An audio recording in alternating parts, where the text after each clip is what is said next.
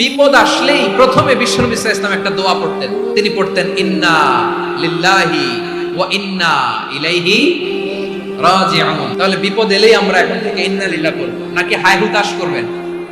একদল আছে হায় হুতাশ করে, হায় আল্লাহ রে মোর কি হইল রে, মুই কি হরমু রে, মুই কমবে যামু রে, এরকম বিলাপ করতে নিষেধ করেছেন বিশ্বনবী।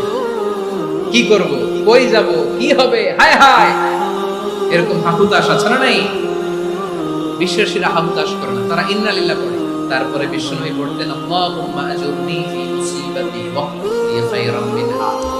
একসাথে প্রথমে পড়তেন ইন্না লিল্লাহি ওয়া ইন্না ইলাইহি রাজিউন, তারপর পড়তেন আল্লাহুম্মা আজুরনি ফি মুসিবাতি ওয়াখলুফ লি খায়রাম মিনহা। মানে আল্লাহ, এই যে আমি বিপদে ধৈর্য ধারণ করলাম, এটার সব তুমি আমারে দাও, আর যেটা হারালাম এর চেয়ে ভালো কিছু দিয়ে মেকআপ করে দিও, ভালো কিছু দিয়ে বদল করে দিও। সুবহানাল্লাহ পড়েন।